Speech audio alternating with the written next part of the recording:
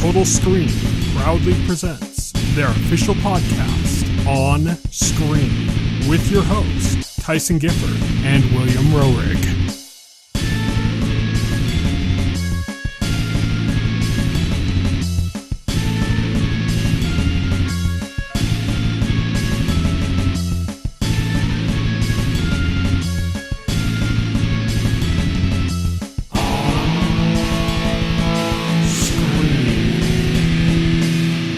Everybody, and welcome to On Screen, the official podcast of the Total Screen. My name is Tyson. My name is Will. And today we are going bonanza because we're talking about the Switch 2 again. This is our Switch 2 second impressions. That's going to be our main topic of the show. We've also got our typical weekly On the Horizon segment where we talk about what's coming up in the next week. We've got a few news stories and trailers to go over. We're also going to do some wild speculation because next week we are anticipating that there is going to be a Nintendo Direct. That is what we're planning to have be the discussion of our podcast next week, even though it hasn't been confirmed. So if it doesn't end up happening, we'll just be kind of floating in the wind trying to figure out what else to do. But for now, we have it on good authority from multiple people, multiple leakers and sources that have proven correct before that there's going to be a Nintendo Direct next week. And that is going to be our topic next week. So we had to come up with some wild speculation about what's going to be in there. So we're going to talk about that as well. Before we get into more Switch 2 stuff, which as I mentioned, we're going to be talking about Donkey Kong Bananza, but we're also going to be talking a little bit more about Mario Kart World because we played it more than we had when we talked about this last time. And I got a Pro Controller for the Switch 2, so I'm going to talk a little bit about that, but I just got that, so I don't know if I have a ton to say about it. Just a little bit. But let's get started with our On the Horizon segment.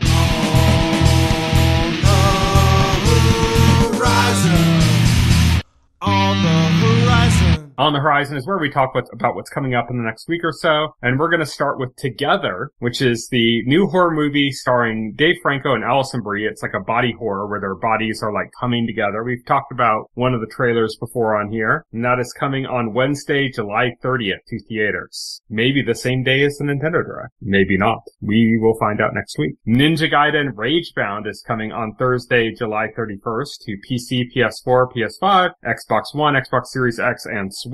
I don't think there's been any confirmation about like a Switch 2 edition, but it's kind of like an 8-bit style game, so I don't know if that would even necessarily matter. Yeah, you wouldn't need for something like that, like a Switch 2 edition doesn't seem necessary. Yeah, I imagine maybe there'll be a patch if there is some kind of issue with the game, like a day one patch for it or something. Oh, yeah, for sure. And that'll be about it. Like, I can't really imagine there'd be any reason to make a Switch 2 edition for it. We also have the Sandman special, which is coming on Thursday, July 31st to Netflix. That is technically the last episode of Sandman. Like, the saga ends this week. I think it comes out tomorrow from when we're recording this. The last episodes. But after the series is done, there's going to be a special that follows death. If you remember, season 1 had like a special episode that was like 2 different parts. There was one about like a muse, like a writer who had this like creature that he was keeping against her will to act as a muse for him. And then another part that was like about a cat. Cat's like taking over humanity or something, like a cat king or something that was animated.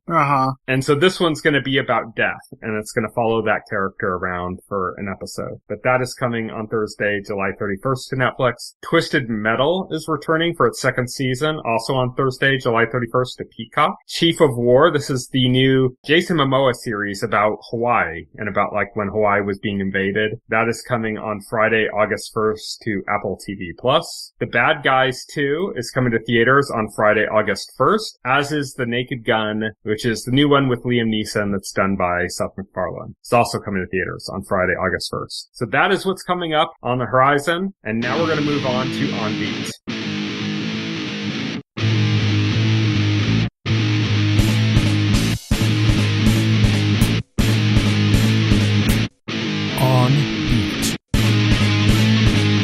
On Beat is our news segment, and we're going to start off with South Park. So we mentioned, I think last week, maybe the week before, in our On the Horizon segment, technically the new episode is supposed to come out tonight from when we're recording this. We record on Wednesdays. It's going to go to streaming the next day. I haven't seen any confirmation since this deal that that's all still set to happen today, but I also didn't see anything that said it wasn't, so I just assume it is. But here's some points from the deal. All 26 past seasons are going to be streaming exclusively on Paramount Plus. New episodes will air on Comedy Central and then be on Paramount Plus the next day. So the new episodes come out on Wednesdays on Comedy Central, and then on Thursday they'll be on Paramount Plus. I'm guessing at midnight. I'm not sure. And then there's going to be 5 new 10-episode seasons. So that's 50 episodes that have been ordered at $300 million per season going to Matt and Trey. That's $1.5 billion total. Those are the new terms of the deal. And yeah, so Matt and Trey are even richer than they were before. Yeah, they deserve it. Yep.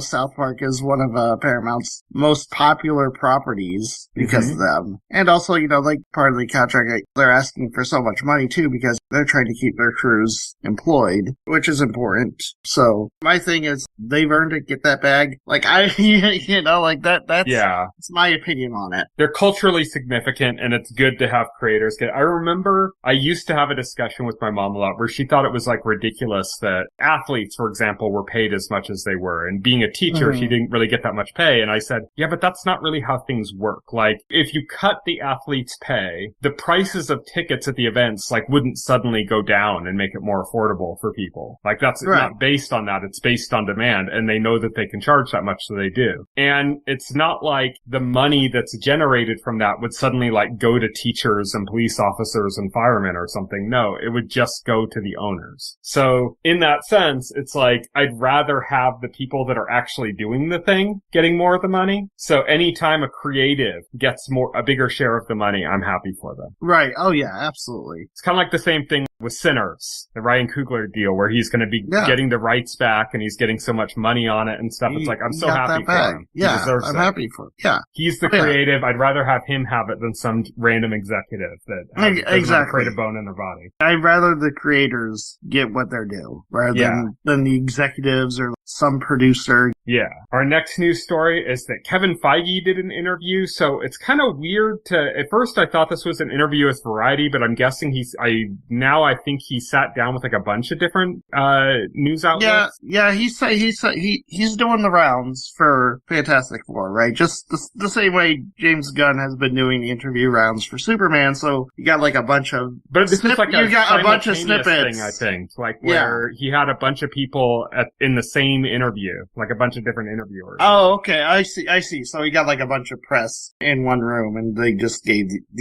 their interviews. Yeah, almost like a press conference, but almost like a press. Yeah, weird. Yeah. Anyway, I read the Variety write-up. At least I didn't read anybody else's write-up. I took the Variety. A couple notes, some of the more interesting things. If there's anything that you noticed that I didn't put down, you can bring that up. I looked at what you put down, and I can't remember anything else noteworthy. So probably I'm oh yeah, that's everything I remember. So some of the more important points, he said they're going to do less TV, and it's going to be less connected. Yeah, so I want to preface this before we got into it with I was disappointed with this interview. He didn't say anything that got me more hyped or more excited for Marvel movies in the future. He didn't break news really. It was more just I wasn't looking I wasn't looking for him to break news to get excited. I was looking for the things he said were the exact opposite of what you were hoping for. Yeah, this first tidbit about the TV being less connected to be I think that does kind of fit with what you prefer though. That's more along the lines of what we got with Daredevil and less along the lines of what we got with say Ms. Marvel. Here's the thing. I don't mind it being I think if you're going to say it's the MCU, then it's got to be I get that it's difficult lining up these projects and having various writers, directors or whatever have to be mindful of what each other is doing. But And the also time frames are different too, because it's like movies take a lot longer to film than TV. But also, like, that's something that, like, having, like, a plan, having an outline, a master outline of, like, oh, what's the storyline happening in the Marvel Universe right now? Where are the events? Something as simple as that, like, solves. And, like, that's one of the problems. I think that's one of the key problems I have is there doesn't seem to be a plan currently in place like there was at the beginning of the MCU leading up to, like, Endgame. I think it's pretty much the same as far as, like, a plan as it was going into Endgame. And I don't think so. I think the truth of the matter is that people thought that there was more of a plan than there actually was. They thought that there was, like, this grand plan where everything was ironed out, but there isn't. And he made a comment about how they don't film a movie without a complete script, but he also doesn't like to have everything, like, super polished going into production because he likes to have it be a little bit more free where they can make adjustments and stuff. And people take that as like, oh, okay, so now there's no plan. And it's like, no, the way he phrased it, saying like that's what he likes to do, to me seems to imply that that's kind of what they've always done. And that he's just saying that that's still what they're doing. It kind of reminds me of, like, I read an interview a long time ago with, like, Vince Gilligan. And this was around the time when Breaking Bad was coming to a close. Oh, yeah. And he was talking about, and everybody would always say, like, you know, oh, like, Lost sucks. You know, they didn't know what to do. They didn't have a plan, blah, blah, blah, whatever. Look at Breaking Bad. Clearly, they had a plan from beginning to end. And Vince Gilligan was like, actually, I didn't. Oh, yeah. I didn't have any plan. Vince Gilligan is also a genius, so... Well, I know, but the point I'm making is that when people get so hung up on the idea of having this, like, concrete plan, that's not always necessarily the best thing. And what Vince Gilligan was saying in the interview was that there's a scene, like, at the halfway point of the last season of Breaking Bad where Walter opens up the trunk of this car. He's, like, meeting with this gun dealer. He has this the giant machine gun. I've seen Vince Gilligan talk about this. That there was the machine gun, they just put it there because they thought it was cool, and then they realized that the audience is going to expect a payoff, and they didn't have a payoff. And Vince Gilligan is sitting there with the writers, struggling, agonizing over what to do about the machine gun. But this is something, he brought this up as the point, but he was basically saying that this is what they always did on that show, that they intentionally wrote themselves into corners. Yeah. And then they would work to write themselves out of those corners. But and that's anyway, what made, to me, what I'm trying to say though, is to me, that's what made Breaking Bad good, not the fact that they had a big plan. But this is like completely out of the ballpark of like, so my current disappointment with Marvel seems to have stemmed with, doesn't feel like there's a direction. When you saw the first Marvel movie, when you watch like Iron Man, you're like, oh, that's a fun movie. That's a cool movie with Robert Downey Jr. It's exciting. And then you get Nick Fury at the end of it. And you're like, wait a minute, what's happening? And he's talking about like the Avengers. Mm-hmm. And then like all of a sudden you're thrown into this thing where like you're expecting the Avengers to happen and they're teasing the Avengers. At the end of Iron Man 2, they have Coulson, like he finds like Thor's hammer in the desert and you're like, oh shit, Thor, you know, you get the Thor movie, you get Captain America movie, then you get the Avengers. You feel like there's momentum. You're like, oh, we're building towards the Avengers and it's exciting. It's exciting to like watch those movies, see every step of that process. And then the Avengers happens and you're thinking, oh yeah, that was great. That was like awesome. They did the Avengers. And then the end of the Avengers, they show Thanos. And you're like, what? What? Thanos? And now we're building the Thanos happening. You know, and it's a lot longer time, but you're like, oh man. And now like, then Endgame happens and it's the best. And then after Endgame, you're like, okay, where are they going to build towards now? And they're like, oh, Kang. Oh, and you're like, okay, I'm with you, Kang. And you get to Quantumania and you're like, oh, okay, Kang's kind of lame, but they got something right. No, we're not doing Kang anymore. Now it's Doctor Doom. And there's all these movies that have nothing to do with anything. And you're just like, what? So even there, that parallel to Breaking Bad is even more apt. Because, like you talk about, for example, Thanos showing up at the end of Avengers. Right. Joss Whedon asked to put that in, and he had no idea what they were going to do with it. They weren't building towards an Infinity Saga when they did Avengers. Oh, that was Joss Whedon's idea? That was just Joss Whedon's idea, and he didn't even do it to go in the direction of, like, an Infinity Saga. Huh. He just wanted to put Thanos at the end as like, oh, this is what we're going to tease now. There was no plan. So everybody looks at it like there was this great grand plan. There wasn't. It All the feels items, like the watching Tesseract being like one of the Infinity Stones and all that stuff, none of that was planned either. Like, apparently James Gunn came up with the idea to turn those things into like Infinity Stones. So it's like, that's the thing, is like, what I'm trying to say is there's a mentality that goes into, and I've said it before, that like the MCU is like a TV show. It's like a giant TV show that you see in theaters, basically. Right. And yeah, exactly. that's how TV shows work. TV shows work by you don't plan too far ahead. You just kind of have like the loosest of loose outlines, and then you kind of build it as you go. And it's kind of like telling a story on the fly, and then you notice things like, oh, people aren't reacting well to this, so we need to course correct here, and we need to course correct there. I know that when they finished Endgame, and they had to come up with a new plan, they didn't really have, like, they gave so much closure that they just decided to experiment. And at the same time that they were deciding to kind of be more experimental and to try things, like put, different swords in different fires, like try a bunch of different things. The same time they were doing that, they were getting pressure from Disney because they were launching Disney Plus to do the TV series. To do the Marvel TV. And then all of that together, it just was bad timing with, like, they knew that they were going to lose some people by experimenting because they knew some stuff just wasn't going to work because they're experimenting. They also knew that the TV thing was burdening them, and then basically they just lost quality control. And that's what happened. And you could see that pretty easily. Yeah, and so when I look at things like Kang's no longer involved, it's like, that's a course correction. That's like when Nikki and Paolo got killed in Lost. Right.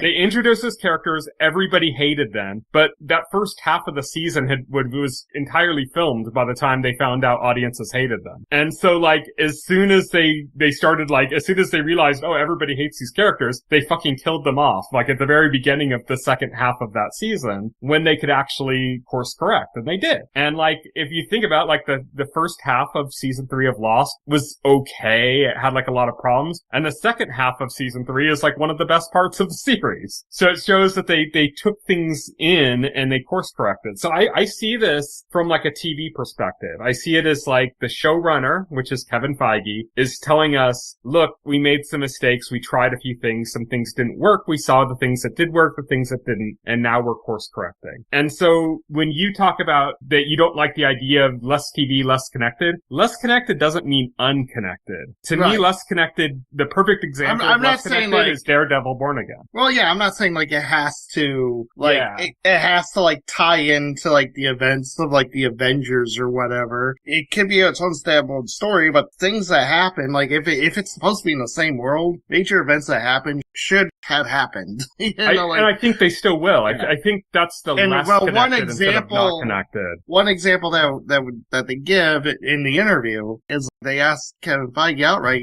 because in Thunderbolts, which takes place in New York City, half of Manhattan is turned into dust, black dust, by the Void. And, it's like, oh, okay, is that going to be reflected in Daredevil's season 2? Since this presumably happens during the events of Daredevil, a bunch of people are atomized, and Kevin Feige just said no. It's not going to be mentioned. But I just think that is course correction. That is them realizing that an example of a less connected Marvel TV series, like I said, is Daredevil Born Again. An example of an over-connected MCU TV series would be like Ms. Marvel. And I think what we're seeing is less Ms. Marvels, more Daredevil Born Agains, is basically what he's saying. Like, we're going to do less TV, we're going to have more quality control, and we're going to do less, like, forced connections. We're going to go less, oh, we're using this to introduce a character, and more like we're going to let the shows cook on their own. I think that's what he's saying. And he's not saying unconnected, he's saying less connected. So I don't see it as a negative. I see it as a kind of talk that I think a lot of people that are into MCU and stuff aren't really that familiar with. But if you follow TV and the way showrunners talk about the process and stuff, that's basically what the MCU has always been to me. It's just been like a giant TV show that you see in movie theaters. Yeah. And this is them realizing too late that like the first half of the season that they had just made, or that they were just started airing, and that they had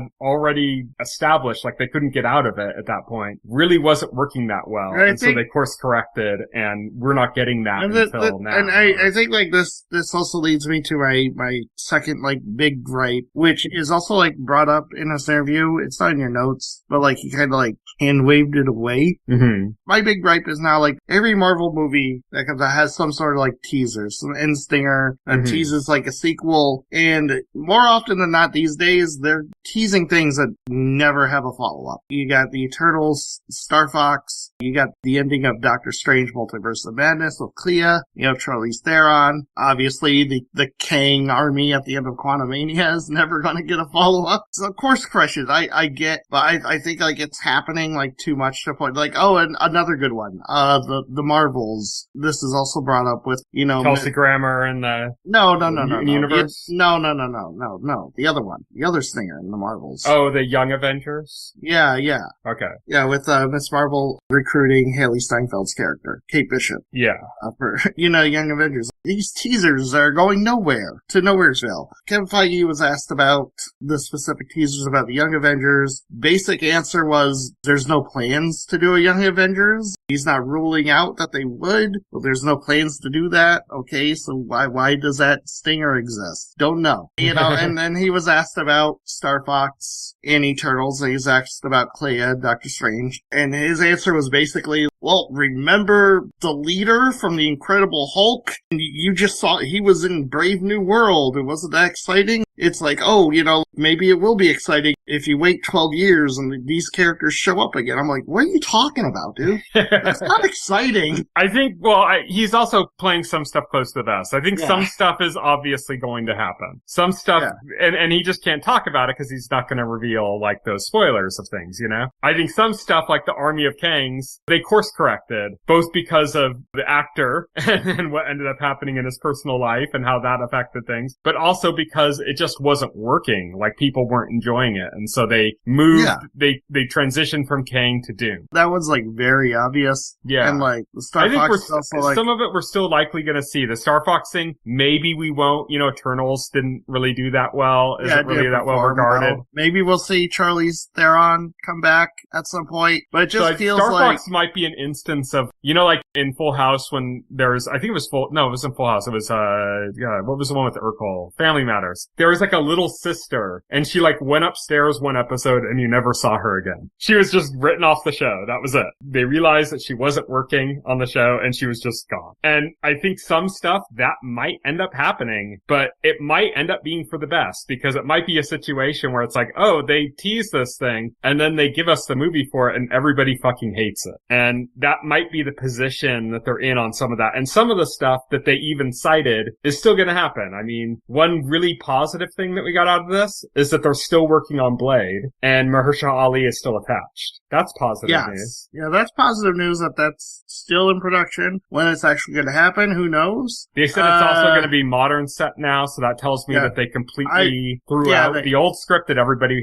seemed to hate that was going around the internet. Is good. Oh, yeah. He said Miles Morales is off limits. That has to do with, like, conversations with Sony, apparently. So a lot of people were expecting them to introduce Miles Morales in, like, one of the MCU Spider-Man movies or something. And it looks like at least until the conclusion of the Spider-Verse stuff, there's, like, not even any conversation happening about that. But basically Sony told Marvel, like, stay away from it. He also said they're trying to reduce budgets, which is a good idea because you shouldn't be spending, like, $400 million on a project that nobody really cares all that much about, you know? Like, you can still have really big budget movies for some of them, but some of them it doesn't make sense to be as big budget as they were. And he noted that he was inspired by The Creator, which is, I don't know if you've seen that, but it's like a sci-fi movie, and it's gorgeous. It's absolutely stunning looking, tons of visual effects shots. There's a lot going on in that movie, and it was made for a pretty small budget comparatively. And a lot of it was just because they went into the movie with more ideas on like how they were going to execute things. It was a more efficient means of approaching how they were going to do like visual effects shots and stuff. And And so he said basically that that's kind of become a new inspiration for them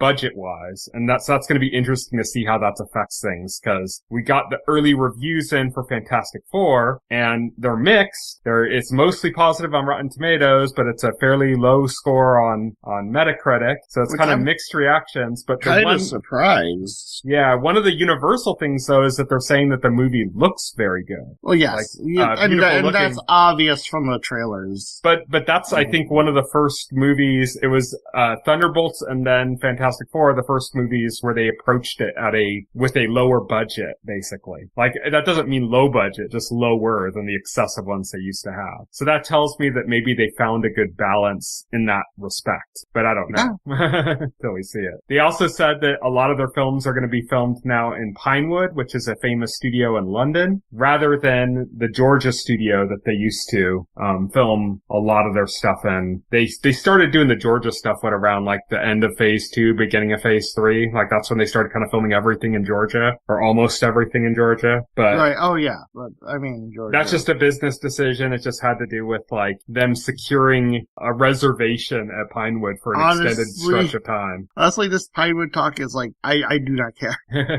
I do not care where they film their movies. And then they also said that there's going to be more R-rated Marvel after the success of Deadpool and Wolverine. Which is nice. I mean, Marvel, it should be, and James Gunn recently, like a recent review, hit the nail on the head, in my opinion, where he was talking about Superman, obviously, he's there to promote Superman. But he also talked about Clayface, because they announced that's going into production, they got a script and everything, and that's going to be like a pure horror movie. Mm-hmm. And James Gunn said, it's going to be like, his DC Studios is not going to have a dictate tone, like everything doesn't have to be the same tone, the same style. The projects are going to be different according to the project. Superman's going to be Superman, this is going to be a horror movie, they're going to be on the same... Is that supposed to be in the DCU, or is it an Elseworlds like the Batman? Clayface is DCU. Confirmed, according to... Yes. So he says it is in the DCU, but the movie is going to be its own thing. Tonally, stylistically, and he pointed to, like, the interviewer had some comics, some DC comics on his table next to him, and James Gunn pointed to comics, he says, see all those DC comics you have there, all those are completely different tonally, stylistically, even though they're all DC comics in the DC universe. I think Marvel used to have a grasp on this and kind of lost it.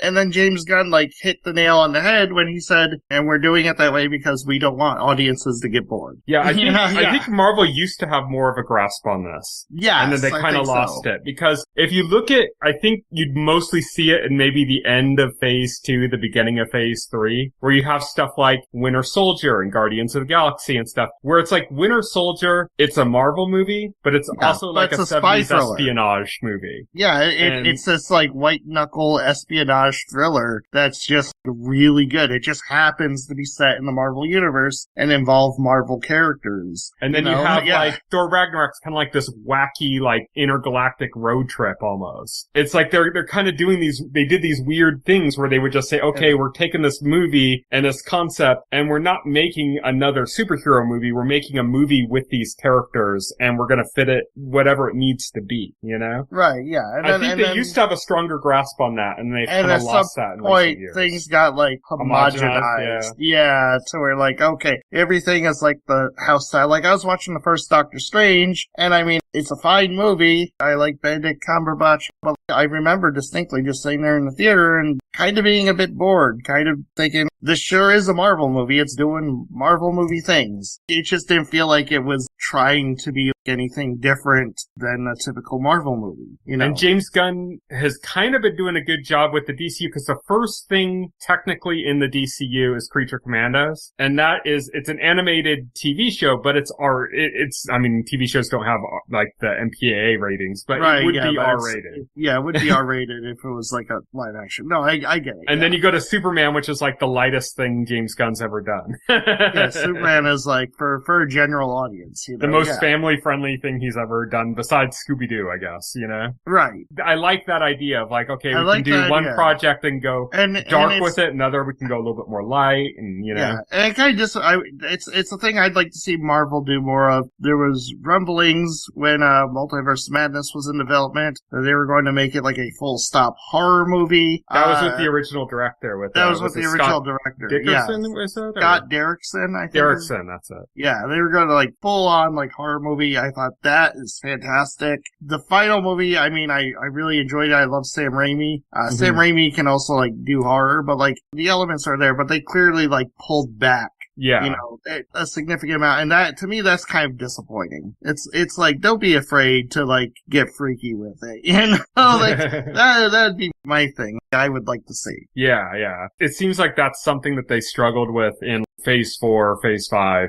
It'll be interesting to see if they've picked up some changes, because Feige's also mentioned those same kind of things that James Gunn was mentioning. It's just a matter of if he's going to follow through on that, or if he's still too concerned, too afraid to get freaky, as he said. Right. But I am hopeful for the future. Like I said, Fantastic Four looks amazing. Visually, it's got a great cast. Hopefully, it's got a great story to it. And then we're going into Endgame, or Doomsday, I'm sorry. We're going into Avengers Doomsday, which I still have like a lot of questions in my head over that. It seems like at the very least, it's going to be a spectacle. But I do have like a lot of questions about like, okay, how's Robert Downey Jr.'s Doom? What are they going to do with that? Are they going to handle it? There's going to be like a lot of characters in this movie. There's Thor, there's the new Avengers, there's the Fantastic Four, the Thunderbolts, and the Fox X-Men. You know, so it's a lot to juggle. It sounds like the type of thing, if they could like nail it, and you know, they got the Russo brothers back for this. Mm-hmm. So, and Robert Downey Jr. If they can nail it, it's going to be something amazing, or you know, it could be a spectacular disaster. Yeah. Yeah. So we'll have to see, but I'm very much looking forward to it. There's a very famous comic book scene where Doom kills like Thanos. And like the whole scene is basically to set up like, ooh, Thanos was this big scary threat. Doom pops up out of nowhere and just immediately annihilates it. And the idea is like, you know, you showed a big threat and now here's another threat taking over. I wonder if they're going to do something like that with Kang and Doom. Where Doom's going to basically wipe out the entire army of Kangs, like the entire group, you know? Like they're not going to bring in Jonathan Majors because of the personal issues and shit that came up with that. But there's probably a lot of footage around. There's a lot of like ways they could engineer that. I hope they don't, just because it would seem kind of corny, especially like the meta joke of it, because we never seen the Kangs like actually do anything to begin with. So like it's not much of a flex for Doom, right, for the audience. Well, from a physical standpoint of what Kang did or what Doom did to Thanos in the comics, like it wouldn't work as well. What I'm trying to say is like if he's taken out the entire army through like some kind of manipulation or something, you don't even necessarily have to see the Kangs to see that payoff. I still have a lot of questions. Is this Victor Von Doom? Is this a Tony Stark variant? They said it was Victor Von Doom. Okay, interesting. They said that at the Comic-Con reveal of RDJ doing it. They said it was Victor Von Doom and it wasn't Tony Stark variant. They could be lying. Right, they could be lying, yeah. but they said it was Doom. Huh. So yeah, I don't know. Marvel's in a weird space. I'm hoping they can roar back.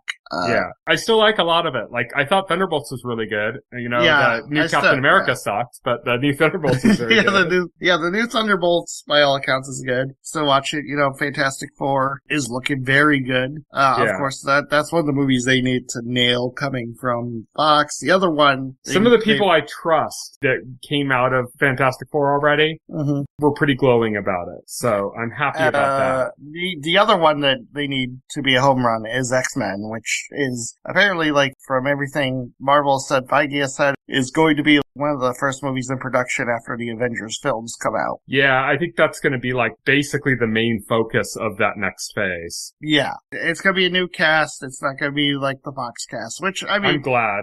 Yeah, I'm glad, too. He confirmed it, and I mean, it makes sense. They need a fresh start. They need a fresh start. It's Hollywood. Also, the Fox X-Men cast, like, they're aging. They're not going to keep them in those roles forever. Also, they're people replace them with younger actors. People glorify the Fox X-Men stuff, but like less than half of those movies are even decent. Like most of those Fox X-Men movies suck. Like seriously, like, and it's not just movies with the words X-Men in them, because you also have to count X-Men Origin Wolverines, which I guess technically has it in the title, but you also have to count like the New Mutants is part of that. Both Deadpools are picking. It is. I mean, it literally was made by Fox using mutant characters. I know. It's supposed to be part of that universe, you know? I know. So that's all I'm saying. It's like most of the X-Men movies suck. You know, there's some really good ones. This isn't about the quality of the X-Men movies. This is about people are attached to the cast. Obviously. Yeah. And the characters. That's what it's about. I'm just saying a fresh start is kind of necessary. Well, yeah, it's obviously necessary. Yeah.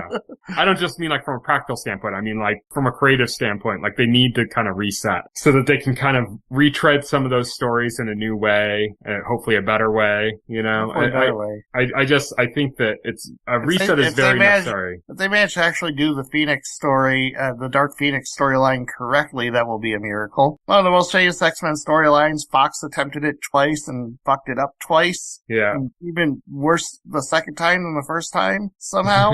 Like, yeah. Yeah. That's one of the biggest, most famous storylines in all of Marvel, and they fucked it up twice. But I mean, they did that with Fantastic Four, too. They fucked up the entire Fantastic Four, one of the most famous set of characters in Marvel, and they did, well, I guess they did 3 if you count the Roger Corman version, and fucked up all of them. Oh, you know what's funny? The actors who played the Fantastic Four in the Roger Corman version, they have cameos in First Steps. See, I think that's fine. Yeah, that's fine. It's cool. If I recall correctly, like, Corman was a mentor to Feige. Yeah. Yeah, but that's the Marvel stuff. Spend enough time on that. Let's move on. Yeah. Let's go to our trailers. So we have 5 trailers to go over, and we'll start with Code 3, which is a new movie starring Rainn Wilson, where he is playing an EMT who's kind of like, I guess he's retiring, and he's having to train up his replacement, and he just happens to have like one of the craziest days he's ever had.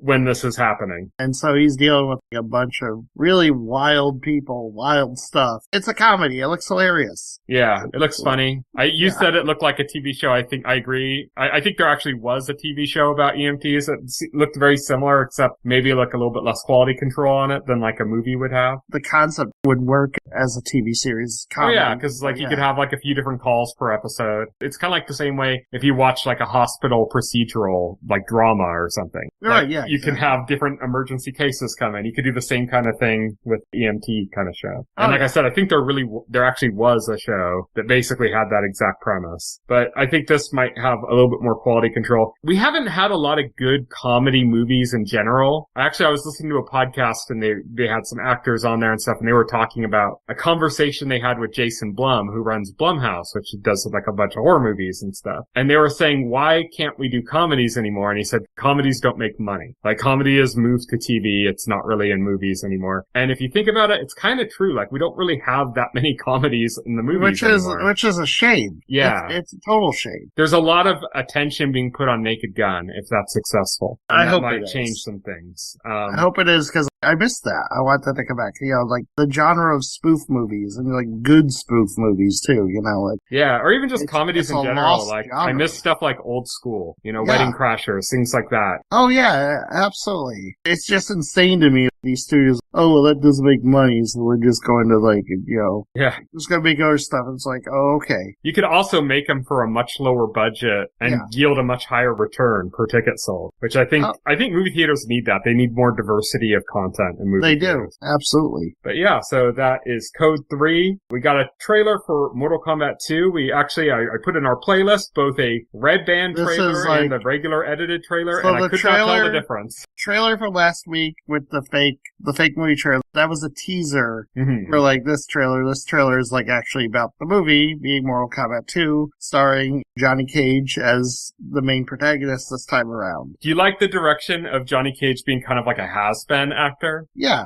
I think that's a cool idea, and it works for Carl Urban, who's a bit of an older actor. Yeah, it works for Carl Urban. I like it. He's recruited to fight in the Mortal Kombat tournament. I'm just watching this trailer like, okay, this is what Mortal Kombat, the first one, should have been. Yeah. Like the whole time. I'm like, why did we need that first movie? It's funny because I heard a lot of things about the first movie being like, saying like, it's a good movie, but it's not great, but it's a good movie, it's a good start. And then I posted this trailer to like the Game Witness Discord or whatever, and everybody there said they fucking hated the movie. And I'm like, I haven't seen it, so I don't know. Like, but I always had the impression that it was supposed to be like pretty good, but doesn't really go anywhere. There are good things about the movie. Mm-hmm. But there's no tournament. A lot of the dialogue is like cheesy. A lot of the special effects are cheesy. It's not as good of a movie as the original like 1990s Paul W.S. Anderson Mortal Kombat. That movie is good. This movie isn't as good as that one is. Also, it's got kind of like a pretty lame like OC as the main protagonist, which is like,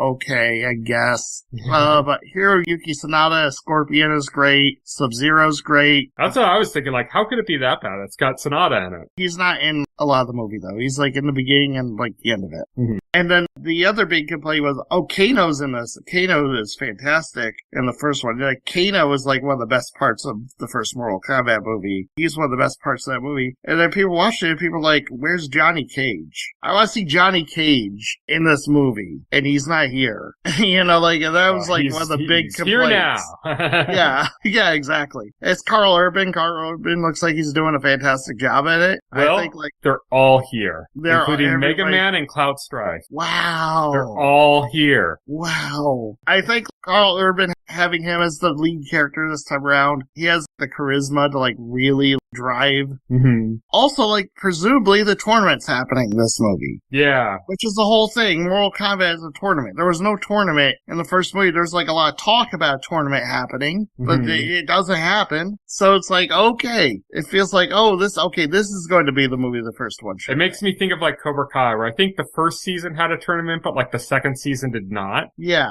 And so, like, it was all build up, and then the third season they had a tournament, you know? It's like, I think maybe that's kind of what they were going for the perspective. Like, they just wanted to have the first movie build things up. Yeah. And people just didn't appreciate it. They just wanted to get to the tournament. They want the first movie, the first movie was, like, setting up the lore. Once again, I must clarify, I have not seen this movie. I'm only going by perceptions that I've seen from people, you know? Right. This is something that I'm gonna have to watch before I see Mortal Kombat 2, which I think looks pretty good, but... It looks like a fun movie. I'll watch it for sure. Yeah, I never watched the first one though, so I need to do that if I'm gonna watch the second one. See, the first one came out, remember during COVID? Yep. When Warner Bros. Was releasing movies straight to HBO Max? Yeah, like Day and Date. Day and Date, the Mortal Kombat was one of those movies. Yeah, it was Mortal Kombat, Dune. There were a bunch of like big ones, like Dune, the first Dune. Yeah, Dune, Wonder Woman 84. Yeah. Was one Less of them. said about the better. Yeah, that was like the Did first you see one. like Pedro Pascal recently referenced that the reason why he always has the mustache now or something is because he so hated the look that he had in Wonder Woman 84 that he was like, never again. I thought that was hilarious. It's like, I don't know, I thought I looked fine. He looked a little weird. He looked a little, I think it was more the hair than the facial hair. Like the I think hair it was the wig. Yeah, I think it's more the wig than like the facial hair, to be honest. Yeah. But that was how I watched Mortal Kombat, like through Max, Day and Date. Our next trailer is for Good Fortune. We talked about this before. This is a movie that's being done. It's written and directed by Aziz Ansari, and it stars Aziz Ansari, Keanu Reeves, and Seth Rogen. Those are like the three main leads. With Keanu Reeves playing an angel, Aziz Ansari playing a guy that Keanu Reeves is trying to become the guardian angel of, because he helps people that are like texting while driving. Yeah, we got more of the plot line in this trailer, because like in the last trailer, what you just said is basically all they set up. Mm-hmm. Was like, Keanu Reeves is a lesser guardian angel, right? And he's trying to get a promotion by saving Aziz Ansari's soul or whatever. And Seth Rogen is in it. And that was basically it.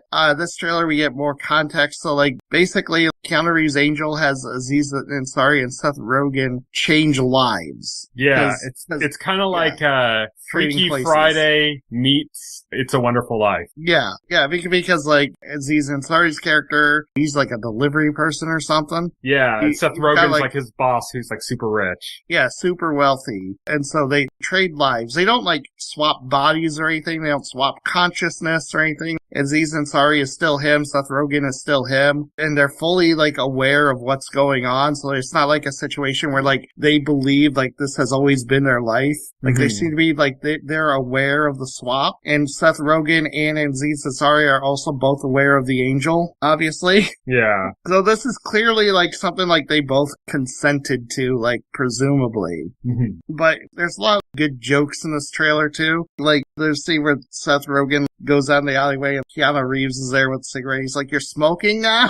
It looks like a fun concept. I think a lot of these kind of comedy movies that they kind of try to have a deeper meaning, they can either nail it or they just end up getting bogged down in the last third of the movie. Right. You know? So I'm hoping this one kind of works out. Talking to his boss and everything, he's like, "Yeah, I wanted to show Aziz Ansari's character, you know, I want to show him that money and wealth doesn't solve all your problems." And she's like, "Well," and he's like, "Well, so far it seems to have solved most of his problems."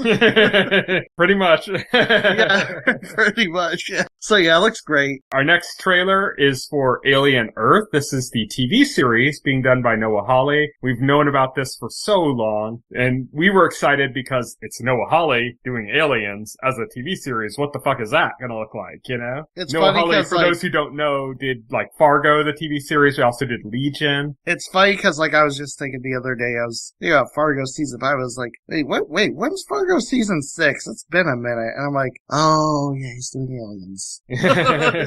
Alien Earth, and it's Timothy Olyphant's in it. We get to see him in this trailer a lot more than we'd seen before. I think we just saw like a shot of him before. Yeah, just in shot like of him a trailer or something. We didn't actually have any dialogue or any like scenes with him. We actually kind of see really what he's representing. And we get kind of an idea of what they're doing story-wise, which, to be honest, made me a little nervous because I have this pet peeve with sci-fi whenever they do the whole like transferring consciousness type storyline. Like there's a specific thing that they do sometimes that people do in shows that I absolutely despise. What is that? It's like the idea of, okay, I'm going to make you a new body and I'm going to copy your memories into it and then I'm going to murder your old self. And see, now you're your new self. And it's like, no, that's not like your consciousness didn't carry over. It's just you're a copy. It's a copy of them, not them. It's the old Star Trek transporter conundrum. Yeah, I hate it. Yeah. And some shows do it right and some shows do not. And like an example of one that did not was like Hemlock Grove, which was one of the first streaming series on Netflix. They actually had the person that was getting transferred in her meet the body of like her new self or whatever with her memories transferred into it. And then they're like, oh, and all we have to do to finish it now is kill you. And I'm like, at that point, why? That's probably why. There's no transfer anymore. Like you're not doing anything else. Like that's right. There's no transfer. You're just making a clone. Yeah, and that always kind of like it's like a tricky ground to walk, and I'm always so annoyed when they try to do it and then try to make it seem like they're smarter than they are. And so whenever I see something's kind of heading in that direction, which I saw here in Alien Earth, I get a little nervous. Like he might nail it. No, Holly's a good writer. He might nail it, and I might not have any concern. But for the first time, I'm kind of nervous about it now, just because of as you said, the transporter dilemma, you know. Right. We'll have to see how he handles it. But like I said, Noah Hawley's a very good writer, so hopefully he doesn't fall into the really bad tropey. But like, pitfall. if they physically disconnected your brain and put it in like a new body, like a robot body, it would still be you. Yeah, because your consciousness is directly carried over, and there's ways you can like magic around it, like, oh, this technology actually does somehow transfer your consciousness, but if you specifically say it doesn't, and then like try to pretend like that it does or something, it's right. Yeah, it's like, okay, that doesn't work. If we're saying, oh, we're making a copy of like your memories and your personality, then then you're making a new entity. Yeah, exactly. That's more like Mickey 17 than it is like anything else. But right, yeah, it'll be interesting to see how he handles that. But in addition to that, we got kind of some of the stuff we already knew, which is that this is like a ship that is collecting dangerous species from outer space, and it brings it back, but it crashes on Earth, and it sounds like it brings back several different. It's not just the xenomorphs, yeah. It's not just the xenomorphs, but of course the xenomorphs are there. So I'm interested, but I was always interested because it's Noah Hawley. I'm still really curious how we're going to get the Noah Hawley in this, because Noah Hawley is kind of a comedic writer. Even when he writes dramatic stuff, he kind of, like Fargo it's based on the Coen Brothers movie, and they kind of draw from the entire catalog of Coen Brothers, and Coen Brothers are funny. Even when they're doing something serious, they're funny, And Legion. Then you have Legion is just like surrealist and weird and funny and wacky and dramatic all at the same time. What the fuck is Alien Earth gonna be? I don't know. That's what intrigued me about this. Yeah. This is presume this is Noah Hawley doing horror. Yeah. So I was like, okay, that's interesting. I want to see how that works. It'd be like hearing that Brian Fuller is doing a sitcom. Yeah. It's like, what? He almost did do a sitcom. He's doing a movie now. He's doing his directorial debut with Mads Mikkelsen. Interesting. It's called Dust Bunny, I believe. But I think they're getting close to a trailer, but they haven't put out a trailer for it yet. Interesting. But anyway. But back to Alien Earth. Yeah. I'm fascinated at what they're going to do because it's Noah Hawley. He's the reason I'm super... Well, yeah, that's why I was like, yeah, that's what piqued my interest in this. Because otherwise it'd be like, oh, okay, an Alien TV series. That may or may not be good. But then they said Noah Hawley. I was like, okay, let's see what he does. Let's see what he does. This is interesting now. You're like, hold on, let him cook. Let him cook, yeah. And then, sticking to the theme of Alien, there's something in Alien called the Wayland Utami Company, and that is featured in our next trailer, Predator Badlands. Yeah, I'm not surprised. This is interesting. This is the follow-up to Prey by Dan Trachtenberg, who wrote and directed Prey. He also did that Killer of Killers, animated thing that I didn't like much. Prey was a Hulu, straight to streaming. This is getting a theatrical release. This is being set up as a big theatrical film by Disney, which is interesting. That's quite the glow up. Yeah. And apparently the protagonist is a young predator on his first hunt. I heard it phrased in a certain way. There was a quote that some site did where they referred to it as a child predator. Oh God. Oh man. And it just got people laughing just because of the misnomer there, Yeah. This is a movie about child predator. Finally get to root for a child predator. Oh man.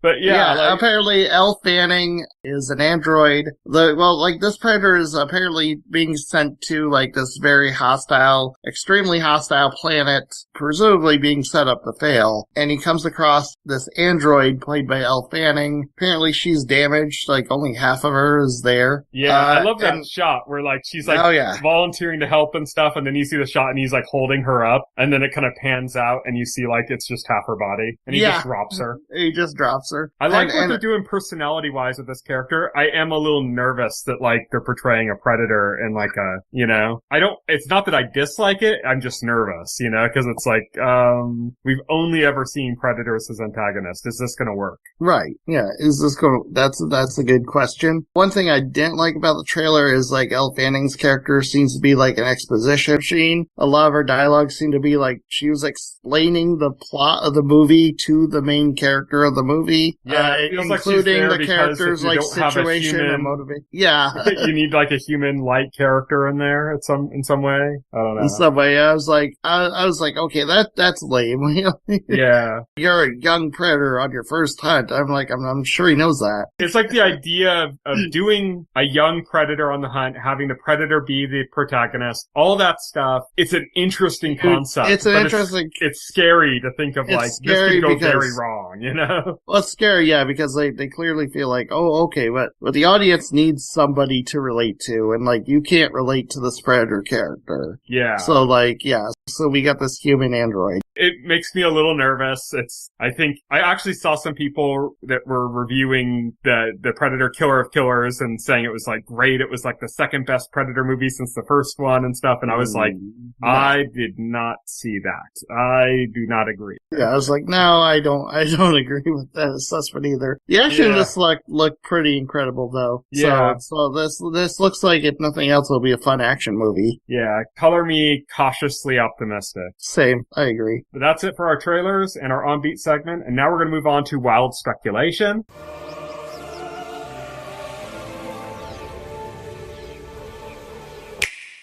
So we're anticipating that there is going to be a Nintendo Direct next week. And as such, we're going to make some predictions. And so we each made 5 predictions. We also both kind of made broader predictions for 5. Like we picked 5 category predictions basically with like multiple predictions within some of those. Yeah, so it's fine. So let's go through those. Tell me your first prediction. My first prediction is I'm going to predict some dates getting announced for first-party games. This is one of the more safer predictions. Mm-hmm. I think there are 2 big games Nintendo announced that are dated for this year that currently don't have dates. Yes. And Prime 4 and Air Riders? Yes. Exactly. And so I'm predicting Prime 4 is going to be November and Air Riders December. And this is based off of there's only 2 months left in the year Prime 4 can release in. That's September and November. The only 2 spots. Take a pick. It's 50-50 there. Pokemon Legends is October. Let's take up the October slot. Okay, like Prime 4 could be December. Okay, so there's 3, but I don't think Prime 4 is going to be as late as December. I think Nintendo, they could just be super weird and put 2 big games in 1 month for no apparent reason. they're not going to do that. I don't think they would, but Nintendo every so often does something that's what the fuck? There's plenty of space on the schedule to where they do not have to do that, so they're not going to do that. Yeah. I agree it's unlikely. I'm just saying every so often Nintendo does something that just throws us for a loop. Oh yeah, every so often. Yeah, but I believe Prime 4 is going to have that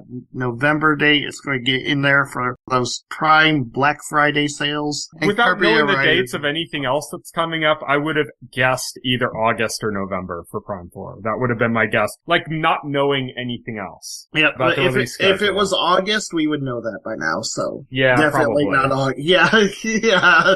But who knows? They could fucking shadow drop it. Nintendo done crazy ass shit before, you know? Right. This is a tentpole release. I don't think they're shadow dropping it. I had kind of a same prediction. I didn't commit to dates on it. I just said that we're going to get dates for a lot of games. And, not just first party Nintendo games. I think we're going to get them for Metro Prime 4, Kirby Air Riders, but I also think we're going to get them for some of the third party games because not all of those are dated either. Like Elden Ring. The Elden Ring port is supposed to be coming this year. Is it supposed to be this year? I think it said 2025 because they're doing, and I don't think they would, because it's still supposed to be, the Dust Bloods is still supposed to be 2026. So I don't think that they would do that unless that's changed. I don't think that they would do that. So I think Elden Ring's still supposed to be 2025. We just don't have a date on it yet. And there's some other ones, I couldn't think of all of them offhand, but there's not all the games that we have been showing have been dated yet. Not just first party, but some third party stuff too. So I think we're going to get a lot of that clarified. Yeah, I think so. At this hypothetical direct.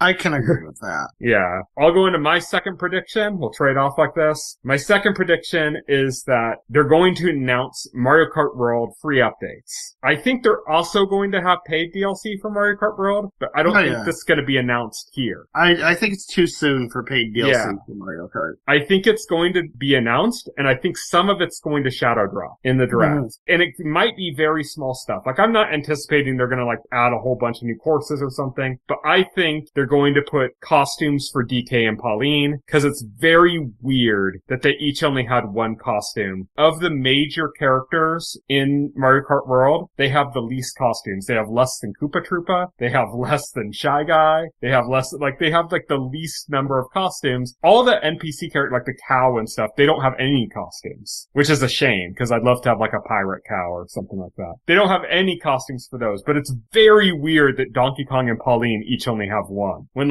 even baby Daisy has 4 costumes or something. And we just got Donkey Kong Bananza. By the time the direct comes out, that'll have only been out for a few weeks. So I think I think we're gonna get it shadow dropped right there. We're gonna get Donkey Kong and Pauline costumes as the first of the free updates to Mario Kart World. And that those are gonna shadow drop, and it's going to be announced in such a way that we know that there's more free updates coming as well. Again, I don't think these are gonna be tracks and stuff. I think this is gonna be mostly costumes and smaller things like that. Okay, yeah, I mean, that's cool. cool. Yep. Tell me your second prediction. My second prediction is we're going to get more third-party support announced, more third-party games announced for Switch 2. There's been a real dearth of third-party game announcements since the Switch 2 launch. And we've heard rumblings that they're literally waiting for a Nintendo Direct, you know? Yeah, so we might get some big games. I'm not going to go over every possibility. I just plucked 3 possibilities out of my head, which I think are good candidates. One of them has been heavily rumored already. That's been Red Dead Redemption 2 port that's apparently coming to current gen systems, including Switch 2. That has not been confirmed to exist, but it's heavily rumored. I think Metal Gear Solid Delta from Konami, I think that will get announced for Switch 2. Makes a lot of sense. And the Persona 3 remake that recently came out for other systems from Sega, I could see that getting announced for Switch 2. All that's, like, all the Atlas stuff is kind of coming Nintendo bound now, like in the last couple of years, so that would make sense too. It just, the old Switch really couldn't handle it, so. Yeah, exactly. Well, I mean, at least not without, like, a serious port effort that would have been expensive. Without a serious, serious downgrades, which nobody. Yeah. And it's also, really it's expensive to do, you know? People point out, yeah, it's cool that they got The Witcher 3 running on Switch. Will I ever choose to play the Switch version of Witcher 3 over any other version? No. Not really. Yeah. So, tell us your third prediction. Okay, my third prediction, then, the third category, since I did third-party support, I'm moving on to first-party support, thinking what new games or what games that have already been announced they can be talking about. Big one in my head is the Fire Emblem 4 remake. That's been heavily rumored for a while. I'd love to see that come to Switch 2. Been rumored for Switch 1 for like years and stuff. If that got moved over to a Switch 2 game, that'd be cool. I would love to see it. So get that in there. I would love to see like a new trailer and more information on Splatoon Raiders. The trailer they showed was kind of brief, kind of vague. Would love to get more information on Splatoon Raiders. They could do like a new trailer for the new Hyrule Warriors. You know, so like that kind of stuff I would like to see. Yeah. So my third prediction is Switch 2 editions, and I'm not giving all the ones that I think they're going to be there. I'm just saying I think there's going to be at least 3 new Switch 2 editions that are going to be revealed, and I think among them is going to be Pikmin 4. Oh, nice. I think we're going to have a Switch 2 edition of Pikmin 4. I had to look at what games had like free updates and what games had Switch 2 editions, and I was like, Pikmin 4 I think kind of makes sense for a Switch 2 edition. There's also a lot of people were expecting that Pikmin 4 would have DLC like Pikmin 3 did, and it never did. And some of the Switch 2 editions have like additional content, and I think that would make a lot of sense for Pikmin 4, especially if they throw in like mouse controls and stuff. I think that would be very fitting. I think we could also see some third-party Switch 2 editions. There was a rumor, Beat 'em Up said he was like the first person to call that there was going to be a Direct this month, and one of the things he said was going to happen was a Witcher 3 Switch 2 edition, which would be a case kind of like Civilization 7 or like Hogwarts Legacy, where it's basically just like a cheaper upgrade to like a completely different build of the game. Yeah, exactly. A Switch 2 edition in name, you know? Right, yeah, in name only, yeah, because it's like a new build of the game. It's not like building upon the existing version of the game. Yeah, I think something like that would be really cool. It would make sense to me because that just makes sense with CDPR's kind of philosophy on things. Like, they're still fucking putting out updates for Cyberpunk on all the platforms, and that came out in 2020. You know, they're still, they did an update for Witcher 3, which is like 10 years old now, like, I think like what, a year and a half, 2 years ago? Did you see the NPD numbers came out for June? And you know, like, obviously the NPD Nintendo Switch 2 has the best launch of any console in the history of the United States. But other than that, the big story which kind of got buried is Cyberpunk 2077 is back in the top 20 at number 18. And you gotta think only number 18 for Cyberpunk on this month's charts, but last month it was 427. Yeah. I mean, this is... Or in May. You know, like, yeah. It's a 5-year-old game. It's a 5-year-old game, yeah. So, like, the Switch 2 version alone, the sales from just launching on the Switch 2 bumped that up from 427 to 18. They also either released or just announced. I think they released a Mac version of the game. And yes. If you have, like, Steam and you bought the PC version, it'll just work. You just have the Mac version, too. Oh, that's pretty cool. So that's gonna, like, increase sales just that I don't know too. if they count that, to be honest. Or I don't know if they might not. Canada, like, tracks that. So they might not, but I'm just saying, like, there's another version of the game that just came out as well. Yeah, they just launched. So, you know, like, again, CD Projekt Red Nintendo's like very good about supporting their games. Yeah, so I could totally see that happening, but I didn't want to put that down just because I don't know if I trust all the leaks that came from him, and I'm not just going to regurgitate them. No.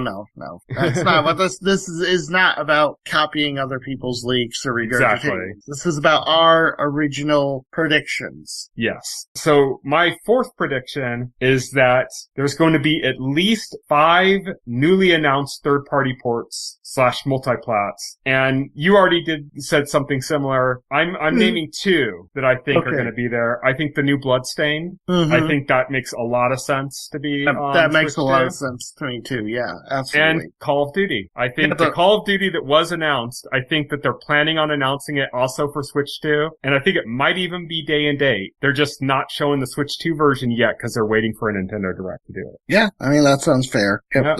Both those are good predictions. So tell me your fourth prediction. My fourth is the category is ports / additions. These are ports of older first-party games to Switch 2, or like upgrades for Switch 2. So, and I have like basically 2 of them, and one of them is like beating an old drum. We're going to keep beating it because I think it will happen eventually, which is the Wind Waker Twilight Princess HD bundle for the Nintendo Switch 1. I don't think it's going to be Switch 2 specific because there's no need for that. Yeah. I think that will come eventually. It has to. And then I'm making a bold prediction here because you predicted Pikmin 4 Switch 2 edition, which I think is great. I'm going to predict Super Mario Maker 2 Switch 2 edition because I think like they could add mouse controls. Yeah. Yeah, with mouse controls because I think that game would be so awesome with the mouse support. I think it's perfect for it. A lot of people were also expecting that game to have DLC because there were kind of spaces that looked like open slots for different art styles and stuff. And I said that would make sense for a Switch 2 edition. Yeah,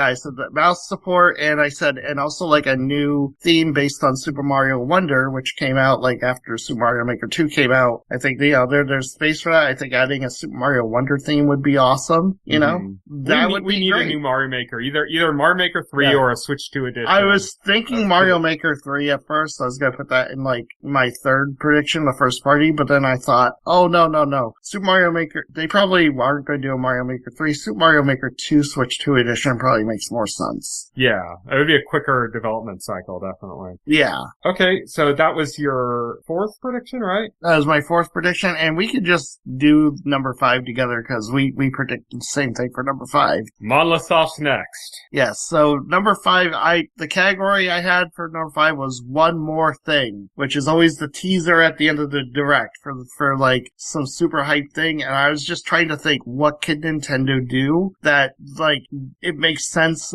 would be like around the corner. It's too soon for anything Zelda. It's too soon for like anything else Metroid because we got that. It's too soon for a new Mario game. They do Animal Crossing. I don't think we're ready for Animal Crossing. Animal Crossing usually comes like mid or even late cycle. I'm kind of like, okay, well, we are bound due to see what Monolith Soft's been working on, right? We're about due for that because it's been several years since Xenoblade Chronicles 3. Yeah. So it's kind of like, okay, that makes sense. And they're a pretty quick development team too. They're pretty quick. Yeah, they're pretty quick. So I think like that makes sense that we're ready to see the next game from Monolith Soft. Yeah, I'm anticipating that it's not Xenoblade. Just saying. Yeah, I was going to put they've been teasing an original IP for a while. I think it's called Project Legacy is what it's called. I was going to specify that, but I kind of pulled back. I was like a bit of a coward. So I was like, because I was like, I originally wrote down Monolith Soft's new game, not Xenoblade. Yeah. I was like, oh, okay, but I pulled back from that. But yeah, I think it's going to be a new IP, whatever we see. I mean, it could still be a Xenoblade game. They could still name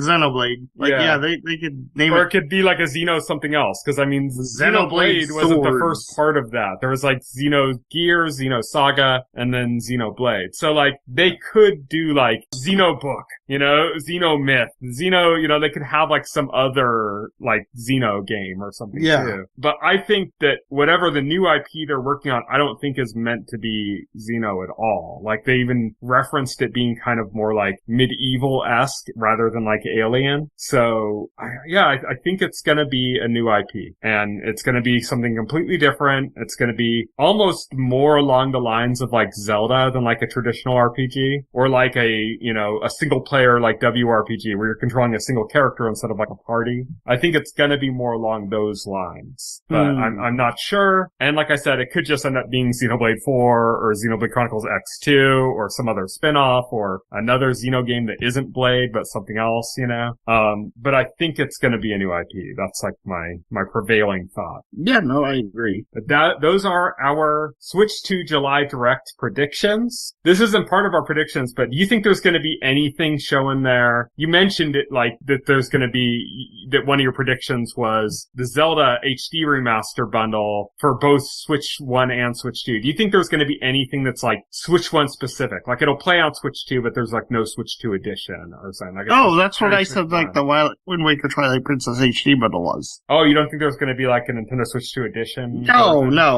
Why would they? That would be pointless. 4K 60. Yeah, we're not doing 4K. Yeah, no, we're not doing 4K 60 for that. Yeah, it's just a port over of Wii U games to run on the Switch, and they'll run on Switch 2 via backwards compatibility. I think that's all you need. I think that's good enough for that. So, yeah. But that's it for our wild speculation segment. Now we're moving on to our final segment of the podcast, On Tap.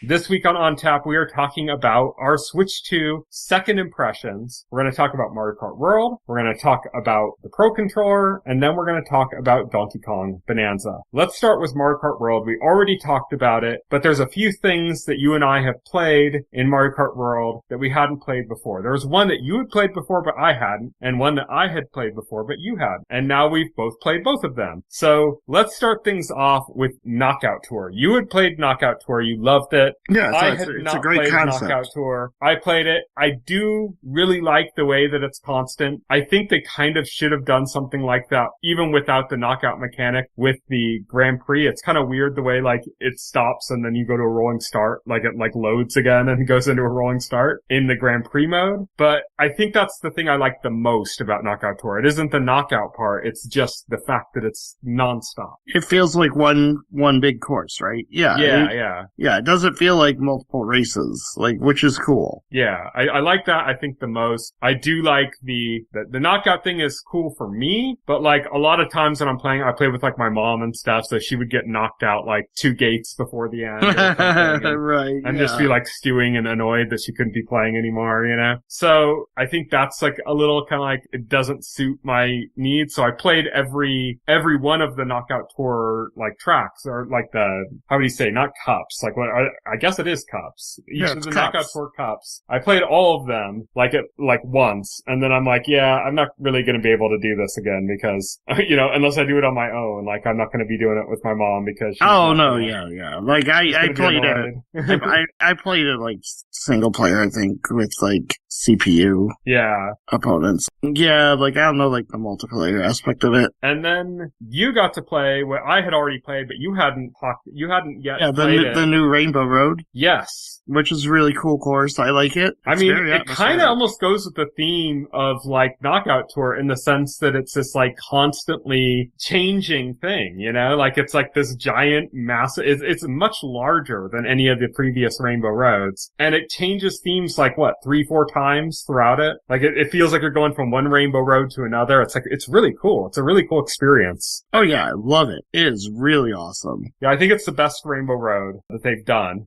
period, in the franchise. And it's a lot of that's just like the presentation. And that's one thing that I think Mario Kart World doesn't get enough credit for is there's a lot of tracks that do like crazy presentation where you go through some gate and then you're like traveling through like a tunnel of fire and then you get like dropped off and it's very cinematic and cool. And like much more so than we've ever seen in a Mario Kart game before. And there's like several tracks that do that, but none more so than the Rainbow Road in Mario Kart World. That's like the one that really like does that kind of idea concept, that like cinematic approach concept. You said you didn't unlock it, you only played it in multiplayer. You need to unlock it because there is like a whole cutscene. Oh, nice. Yeah, I can't wait to see that. Yeah, and you unlock it, all you have to do is play all the cups. That's it. You don't have to come in first or anything. You just have to play them all. That's cool. So yeah, that's it for Mario Kart World. That's our follow-up. This next thing's going to be a little bit short because I haven't had too long to play with it. I've literally played a couple races in Mario Kart World with it and also like maybe about an hour of Donkey Kong Bananza with it. But I got a Pro Controller. I had been putting off getting it, but I think what really pushed me over the edge is the fact that you can't wake up the system with an old controller. Like they work on the system, but you can't wake the system with it. So when you're playing primarily in docked like I do, that just got really annoying. And so I went from going, yeah, I'll eventually buy a Switch 2 Pro Controller, but not now. I'll wait. Maybe I'll get like a special one, like a Xenoblade branded one or a Zelda branded one or something when those come out eventually. And then I finally just caved because I was so annoyed about not being able to start up the system without, the only way I could do it is with the Joy-Cons, and then the Joy-Cons would run out of battery and I have to connect them to the Switch, which is like where I have my Switch located, or my Switch 2 located, doesn't make it very convenient to do that, like to snap them on and off constantly. So it was like, I just need to get a fucking Switch 2 Pro Controller. So I finally just bit the bullet and did it. Mm-hmm. And it is a great feeling controller. The buttons are nice and big. You know what's one thing that I hadn't heard anybody mention but stood out to me is the plus and minus buttons are a little bit raised up. Oh, whereas really? like the old Pro Controller, like the plus and minus button, the home button, all those are like recessed. They're like really low. And the home button and the C button, all those are still like recessed like that. But the plus and minus, which are used more often, are like elevated a little bit. So they don't feel as awkward to push as they did before. So that's nice. The D-pad feels a little squishy, but not too much. Like it kind of works. I think it feels comfortable on the thumb. And the new buttons, it has those, I can't remember what they're called, like GL and GR buttons, I think, on the backside. Uh-huh. Those are, I heard a lot of people saying like they're perfect, they're exactly where your fingers end. It's like, no, they're not where my fingertips are. But they could kind of go under my finger, but so I have to think about it in a weird way. Like instead of trying to press with my fingertip, I have to kind of like push in at my like first knuckle. You know what I mean? Like bend my first knuckle inwards kind of as I'm holding it. Just like I'm kind of like squeezing the grips almost to activate them. But once I kind of got that, like it's okay. I haven't really done much assigning them wise. I did assign them in Donkey Kong for the jump button because for some reason, and we'll get into this later, I have this weird brain fog when it comes to the control scheme on Donkey Kong Bananza where because everything's so intuitive with the like punch up, punch forward, punch down, like the way the buttons are located, the jump button for some reason like just doesn't fit into that scheme. And so it always throws me off and I always forget how to jump like when I really, like when I'm in a pressured situation or something. I'm like, oh yeah, it's this button, right? Yeah. It's like for some reason I can't make a mental connection. So the first thing I tried with that, and I never even used it that much, so I need to play around with it a little bit more, was just mapping both of those extra buttons to just be jump buttons. Okay. But yeah, I haven't really spent too terribly much time with it. I want to play around with it a little bit more and kind of see what I think about it. But right now, it's a comfortable controller, and I like that I could just start up the Switch with it instead of having to go through the whole rigmarole that I did before, because for some reason Nintendo decided your Switch 1 Pro controllers can't wake the system anymore. Oh, right, yeah. But Sure. That's my topic on the Pro Controller. Now let's get to what everybody is actually waiting for, which is Donkey Kong Bananza. Ooh, Yes. banana. Okay, let's get your Donkey Kong rant out of the way. You're just raring to go, so... Okay, so first off, I just want to say I actually do really like this game. My rant is tied to like one level, one area, which is like the the 600 sub-level, and, the corresponding, so like the 601 or 610 or whatever, like the different versions of that all the ones that fall into the 600 block of levels. It's a fucking poison swamp. It looks like it's made by, Miyazaki for like a Dark Souls game or something. I don't mean like visually, I just mean like gameplay-wise, it's designed for masochists that love to be punished. And one of the problems with the game, because there are a few issues with this game in general, not besides this level, and I'd say the biggest issue with this game is the camera. The camera is a big issue in this game. I think a lot of it's just because of what they're doing with the game makes a good camera system almost impossible to pull off. But the camera is just particularly bad in certain situations. And one of those situations is that when you're trying to very carefully platform, sometimes the camera just fucking starts spinning off in some direction. Like it's like, oh, you want to look this way? And it's like, no, I'm like mid-jump. I'm trying to,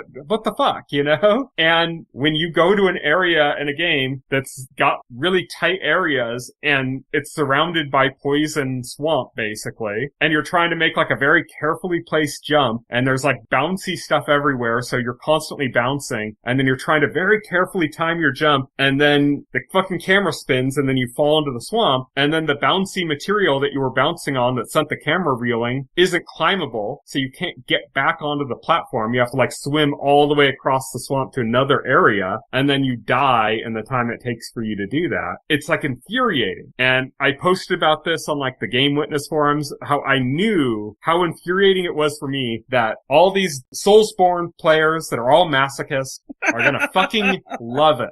They're gonna be like, yes, punish me, daddy. And I fucking hate it. I hate it so much. I was enjoying the hell out of this game. I got to this part, and I'm just like, now it's like just a struggle to get through. I just want to get through this part of the game and never look back. Like, this is one of those games where you can go back to different areas and find more of the bananas and find all that stuff. I want to get past this part and never come back to that area. I hate it so much. I've been on it for 2 days right now. I just want to get the fuck out of there. I hate it. I just want out. I think it's antithetical to the entire game, because if you start like digging down or breaking stuff, you might dig down into fucking poison well water, and then you're just like immediately losing life from digging down instead of just hitting like bedrock or something. It's so frustrating. I hate it. I hate it. I hate it. You haven't done that part of it yet. You're gonna end up loving it, I'm telling you. I will end up loving it. You're a Soulsborne masochist, and you're gonna love it. It's a masterpiece, 10 out of 10 level. For me, it's just like the perfect example of why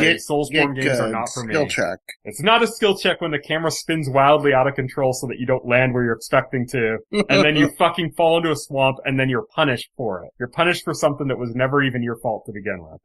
Anyway, that is your swamp level Donkey Kong rant. Like I said, I haven't played it that level. I haven't gotten there. I don't know. I don't have a rebuttal for you. So there you go. But my experience of the game is far different from like anything happening in that level. Let me tell you what, like I'm having a blast with that. I'm having a blast just getting to a level and instead going through the objective, just like punching stuff and digging until like I'm satisfied as I play. Well, because what you encounter pretty quick is the levels are so big. There's so much like you can't destroy everything. Well, you can, but it would take you hours. It would take ages, and I don't have that kind of patience. And also, it's not like you're finding all kinds of exciting stuff. It's mostly the same handful of items over and over again. So gold and banana chips, pretty much. Yeah, gold and banana chips and the treasure chests that like have like 3 different items in there. It's fun though. It's satisfying to destroy your surroundings and to find shortcuts and stuff.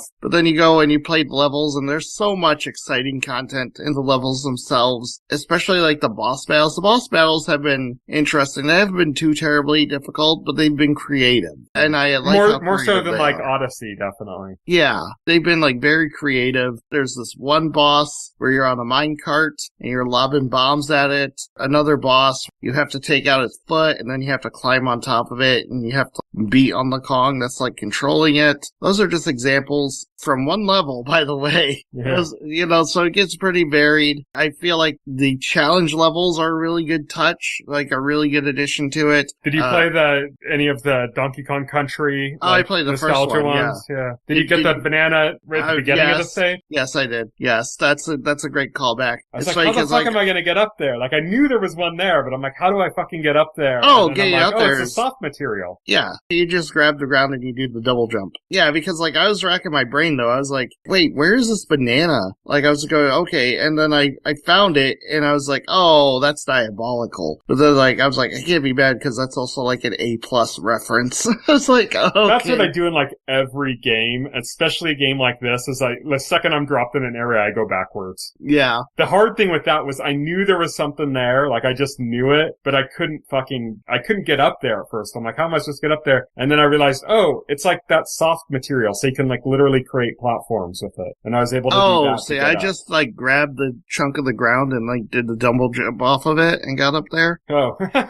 Yeah. Yeah, I wasn't getting it trying to do that. I think I kept accidentally like leaving the stage when I was trying to do that, and then I ended up going like, oh, the soft material that I'm grabbing right by the entrance is like literally the kind that sticks to things, so I could like literally create like a platform to jump See, off. that's cool too. Multiple different ways to solve the problem. But the challenge level is interesting because the challenge levels, they start out easy, and by the time you get to like the third world or whatever, they start to get like a lot more difficult. I'm starting to like die a lot more on them, which is like not bad. It's good because it means, oh yes, these are challenging. These are good. These are fun. Mm-hmm. Like, I'm loving the challenge levels. Like, the game is just pure joy to play. The controls are smooth and fluid. Donkey Kong moves like exactly the way you want him to move with like no lag. The camera is solid about 90% of the time. Sometimes it has, sometimes it gets a hair up its ass and goes, loses its fucking mind. Sometimes it can have an issue. A lot of the times that's while you're digging. I seem to have the most issues while I'm digging. There's also a weird lighting issue when you're digging because if you dig and then you like head outside, like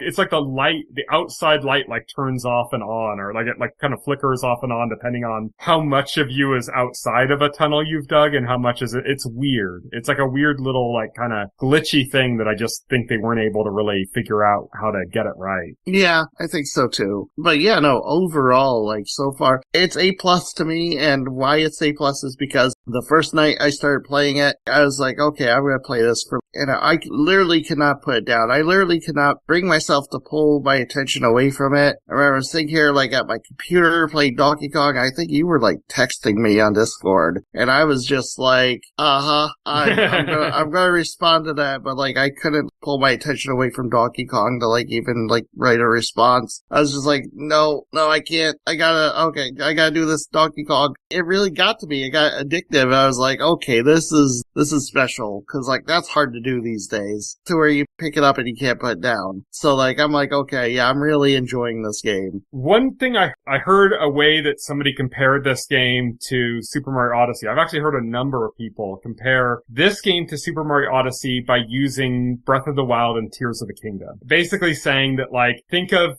Super Mario Odyssey as like Breath of the Wild. It's like beautiful, really well constructed world, and you're discovering it, and the joy is of discovering this beautiful, artfully placed world where everything's placed for you in this beautiful, specific way. And Tears of the Kingdom is basically about taking that world and making it your bitch. Like, yes, creating things and just breaking the system and doing that. And that's kind of what Donkey Kong Bonanza is as well. It's not the same world as Mario Odyssey, but it's the same idea of like, it's a Mario Odyssey-like world, except you're making it your bitch, rather than things being very specifically placed. I mean, they are, but to I think a lesser extent. And I think at the end of the day, I like Super Mario Odyssey more than Donkey Kong Bonanza in the same way that I liked Breath of the Wild more than Tears of the Kingdom. Which is fair. Yeah, I think it's very much for the exact same reasons. Like I preferred that more of like discovering that how the world is given to you in Breath of the Wild and in Odyssey. Even though I do enjoy the mechanics of it, I just, as a whole in the game, I enjoy it less. But then again, I'm not at the end of the game. I don't think I'm even like halfway through. So that could change. I also don't think, at least so far, I haven't had the really big moments that Odyssey had. Like the whole jump up superstar scene in New Dog City at the end of that stage, you know, like was like a huge, very memorable scene. I haven't had anything like that yet.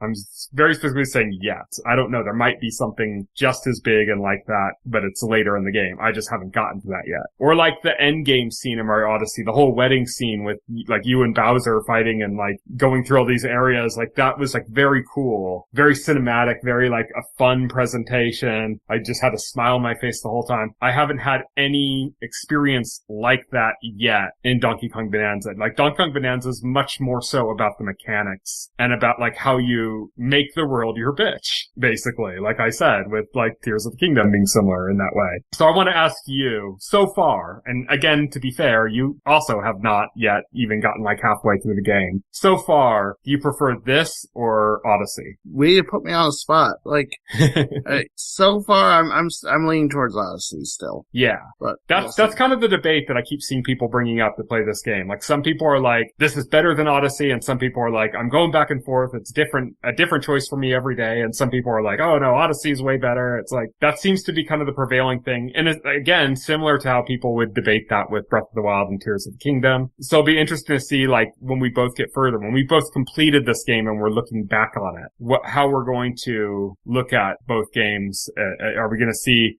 Donkey Kong Bananza as like the culmination of everything Mario Odyssey tried to do, but better? Or are we going to see it as like two different variations with different reasons to like them, or, whatever? It'll be interesting to kind of see where we come along those lines once we get to that point. Yeah, oh yeah, absolutely. Anything else to say about Donkey Kong Bananza? No, that's it for today. Okay, so that's it for our final real segment. We do have one last short segment that we don't really like to do, but feel like we have to sometimes when somebody significant passes away. It's our RRP segment, and this time we're going to be talking about Ozzy Osbourne. He's not who you typically think about as something we cover on the show, but we talk about video games, we talk about TV, and we talk about movies, and Ozzy Osbourne has been in all three of those mediums. I don't think you need to justify it. Yeah. To be honest. He's just a famous cultural figure, too. Yeah. And he passed away, and it's really sad. The writing was on the wall. He was on his way out. That's why they had that big farewell concert. The big farewell concert, yeah, which was, what a way to go out. Yeah. He went out doing what he loved. So, Yeah, just a few weeks after that concert. He only lasted. And it's kind of amazing how some people they have this, it's how much of your, like, life is based on, like, your willpower or, like, your decision to do something. Because I think if that concert wasn't up, he probably would have died much sooner. Yeah. And it's like he stubbornly held out. Like, he's like, I'm gonna do this. He did the concert, and then he just had those last couple weeks for his family. And it kind of makes me think of, like, Betty White almost made it to 100, just barely missed it, like, by, like, a few days or something. And then you get people, like, a lot of times where, like, a couple and the wife passes away and then the husband passes away, like, within a few days. That happened with Carrie Fisher and her mom. Yeah. Where Carrie Fisher passed away and then her mom died so soon after. It shows you how much of our, like, ability to live on is guided by, like, our mental health and our determination to actually do that. People don't, like, realize this, but mental health is directly connected to physical health. Yeah. The mind is a part of your body. Yes. Like, the mind and body are connected. Yeah, yeah, it's sad to lose him, but he was going to go. He was in a bad state. He was in a lot of pain and discomfort, and he had to go at some point. So I'm glad he didn't just continue to suffer for more years and in, like, a miserable state. I'm glad he got to do his farewell and then spend some time with his family before he let go. Oh, yeah. He lived a very successful, full life. So, there's no regrets there. There's no tragedy there. I hope he's rocking out in the afterlife. Yeah. All love to his family and friends and everybody associated with him. Yeah. Death of a legend. It's one of those things that, even though, like I said, it's kind of expected he was in poor health and was having issues, it's still one of those things that hits the hardest when it's that certain type of person that just almost feels like an ethereal being from a different reality, Oh, right. Oh, yeah, absolutely. I had that feeling when, like, both David Bowie and Prince died within, like, a short time, like, within a few days of each other, and that was, like, a double shock, You're kind of reminded that that's just stage personas, like, these people were indeed human. Yeah, they're real. Yeah. And death is a part of reality, so sad that he's gone, but he led a great life, and he went out with a boom with that concert, and I'm glad he was able to kind of achieve that and get that done. It would have been sad if he had passed before he was able to do that, so I'm glad he was able to conclude things in that way. Absolutely. But that is it. Next week,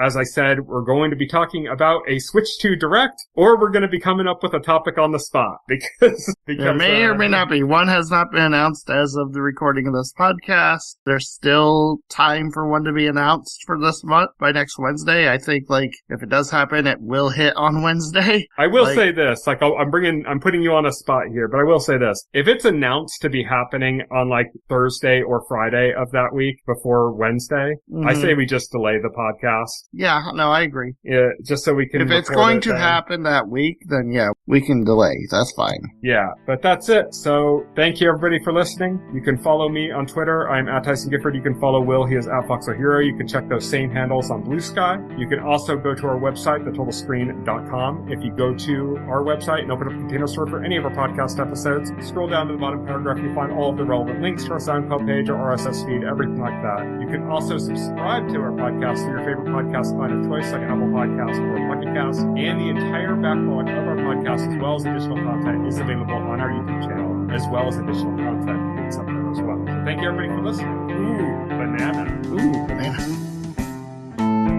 Thank you for listening to the OnScreen podcast, the official podcast of The Total Screen.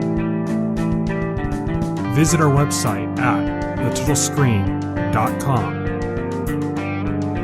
This podcast can be found on any major podcast client, including Pocket Cast and Apple Podcast.